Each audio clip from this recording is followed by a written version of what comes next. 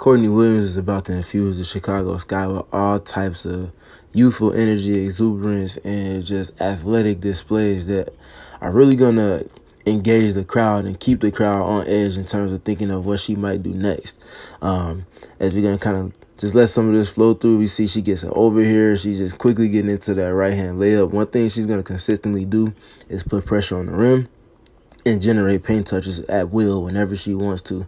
She has a nasty handle, she has good shiftiness, and she's really good with changing direction and keeping defenders in the rear view, whether that's with the ball or without the ball, as we see her use her athleticism here to get backdoor, fakes the dribble handoff, and then goes backdoor, gets the layup before the help defense can get there.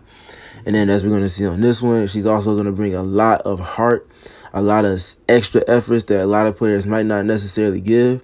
And she's always going to fight and compete with the edge that can match what Kahleah Copper brings. As we saw with the tie-up that they had in the semifinals last season, and as we see here, as she wrestles this rebound away from Rebecca Garner, one of her teammates actually now, and gets this secondary basket there. And she just does a lot of little things. Like you can see here on this next play, she's going to be beat off the dribble, but she does a good job staying in the play, not giving up.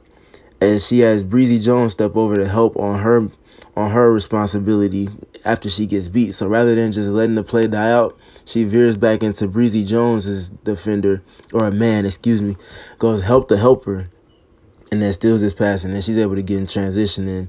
And the open floor is going to be somewhere else where she's going to be able to play with and off of Kahleah Copper, as we see here.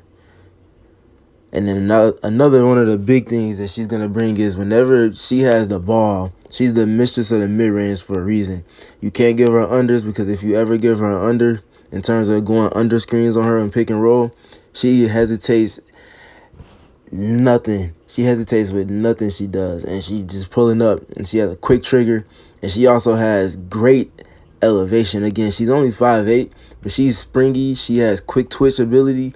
And she's just really quick with her decisions when she has the ball in her hands in terms of when she's looking to score. And as we see here, she gets an under, and she wastes no time pulling up in the mid-range, and that's cash.